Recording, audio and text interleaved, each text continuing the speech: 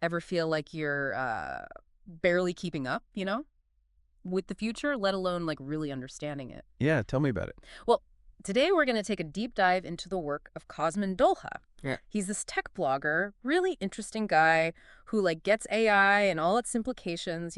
I've read some of his stuff. It's pretty out there. Yeah, get ready to seriously upgrade like how you think about technology, learning, and maybe even video games. Video games. You'll see. You'll see. Okay, I'm intrigued. So what I find really refreshing about this Dolha guy Yeah. is like his whole approach, right? He Mhm. doesn't just see AI as like lines of code, which let's be honest, it kind of is, but Yeah. he sees this potential for like personal growth, almost like AI could be a personalized system, right? For self-improvement. Okay, that's interesting. Yeah. So now that sounds kind of amazing and a little intimidating, don't you think? Yeah, a little bit.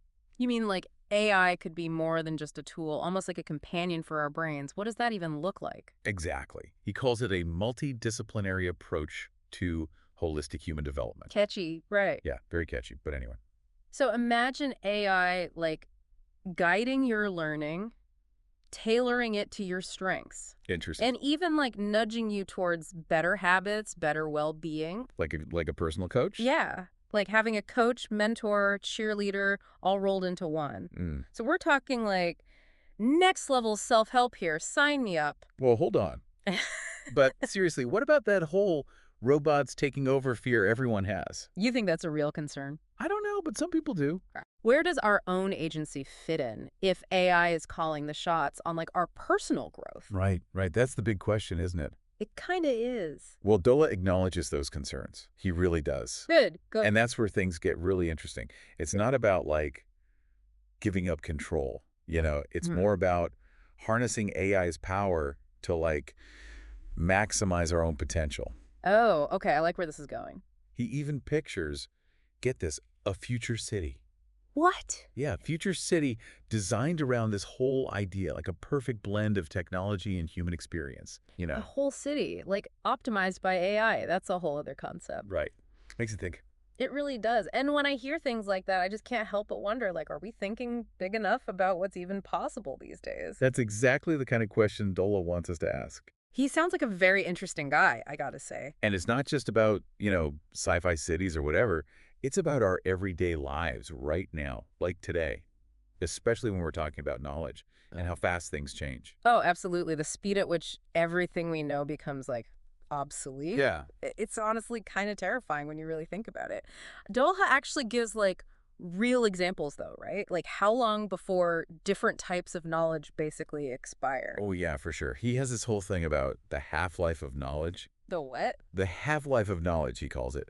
Like, how long does it really take for what we know to just become outdated? Okay, I kind of get it, but give me an example. Okay, so he says how medical knowledge, that might have a half-life of, say, 5 years. While something like software development knowledge, that might only be relevant for like 2 years, max. Wow, that's crazy. Right, so a doctor, they need to, like, completely refresh their knowledge Mm-hmm. every 5 years just to stay current. Yeah. And a software developer, they basically need to do it every 2 years. Wow. It just shows how fast things are changing these days. Yeah, And why this whole lifelong learning thing. It's not just some buzzword. it's true. It's really essential for anyone who wants to actually stay ahead of the curve. You know what I mean? Okay, I have to admit that's a little intimidating, like, Right. but it makes you realize how important it is to be like adaptable Totally. and always willing to learn new things. Exactly. You can't just get comfortable. You'll get left behind. You really will. So we're talking about adapting really quickly, right? But how do we actually do that?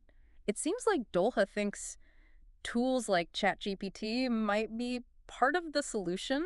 Yeah, he's really into using AI to like boost our own thinking, Okay. not replace it, you know? Right. Yeah. He actually has this whole 10-step process for turning ChatGPT into a reasoning engine. A reasoning engine. So it's not just about asking it to like write poems or tell jokes. Uh-huh. No, not just that.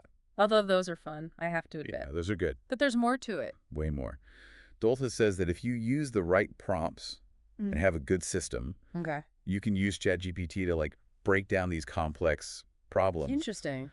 analyze information from all these different angles, and even like figure out where you might be biased in your own thinking. Whoa. Okay, that's kind of cool. Right. But a lot of people are still kind of skeptical of AI tools in general. Totally. Some people see them as like shortcuts or even like threats to critical thinking. Right, right. And Dola gets that. Okay, good. He totally gets those concerns. Okay. He's not saying to blindly trust AI, but he's saying we should use these tools to, like, make our own thinking better.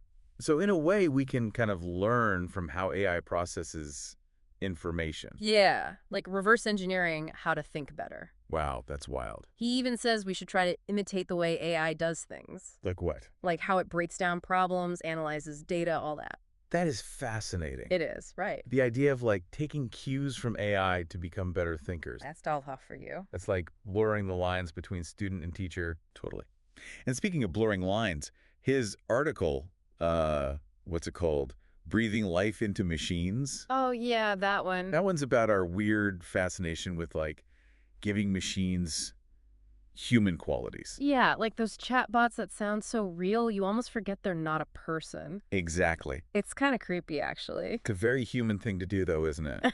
We're social creatures, so we project human stuff onto everything. I get that, but it's still weird. It is a little strange, I'll give you that. Like we're tricking ourselves into thinking these machines are something they're not. Right. And that's where the problems start. Dola sees the downsides too, right? Like, this isn't all good. Oh, yeah, for sure. It can't be. He knows there's a ton of potential for, like, manipulation with this stuff, How so? especially as these language models get better, Hmm.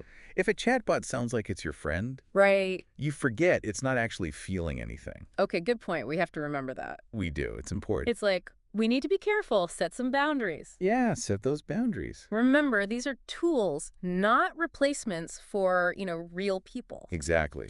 And this goes back to Dola's main point about ethics and tech. Right, right. He wants us to be aware of the, what do you call them, the consequences. Of getting too caught up in it all. Yeah, of treating AI like it's human when it's really not, For sure, for sure. both for us personally, but also for society, Big picture stuff. It's about finding that balance then, right? Using AI without thinking it's something it's not. Exactly. Yeah. You got it. Speaking of which, Dolha talks about the downsides of technology in other ways too, like when he talks about video game design. Oh, yeah, the Dark Patterns article, Oh, right? that's the one. That was a good one. It really was. He talks about the tricks that some game developers use to basically keep players hooked, even if it's not, exactly ethical. It's true. It's true. I've definitely fallen for that. So common.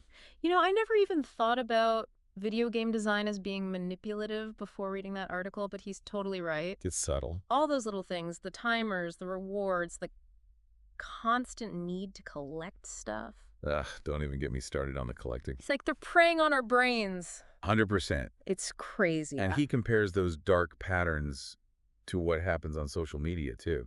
Oh, right. Like those algorithms that are designed to keep you scrolling forever. Yes, exactly. Like they're designed to be addictive, basically. It's scary how effective it is. It really is. You don't even realize it's happening half the time. It's not just about having fun anymore, right? It's like these things are designed to influence us, whether we like it or not. 100%. And Dulles just wants us to be aware of it. Good. It's not about, like, hating tech companies or anything. Right. It's about being smart consumers of technology, making good choices. Knowing what we're getting into. Yes, exactly. It's like he's giving us a reality check, Totally. Like, hey, this tech stuff is amazing, but it's not always on your side. Yeah, exactly. And he seems to think that we, the users, need to take some of that control back.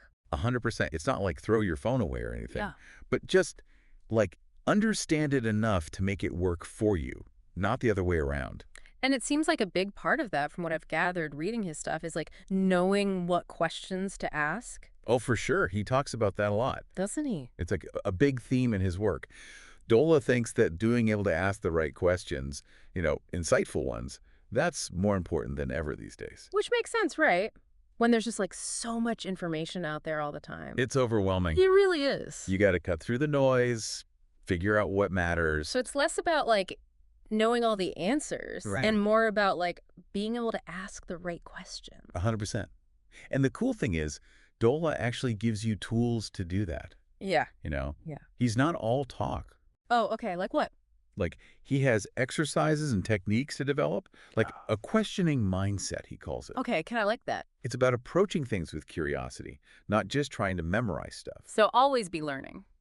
Right. Always be learning, always be questioning. Which is kind of what we've been doing this whole time, right, with his work? I Yeah, mean, exactly. we're looking at AI, how it could be this companion, the impact it has, the ethical stuff, all of it. And through all that, Dole is making us really examine our own assumptions about Oh, things, sure, for sure. asking those tough questions, the ones that make you really think. Which is, I think, the mark of anything that's really worth engaging with. Totally. He makes you think. Yeah. He challenges you, which is what good writing should do. He doesn't give you all the answers, but he Yeah. gives you the tools to find them yourself. So as we kind of wrap up our deep dive here into Cosmin Dola's work, it seems like the big question is, Yeah. what are you going to explore? What questions are you going to ask? It's up to you. That's the exciting part. Because it seems like in this whole age of AI, this is just the beginning, and Dola's given us a good place to start, I think. I think so too, yeah. It's a good roadmap. It really is.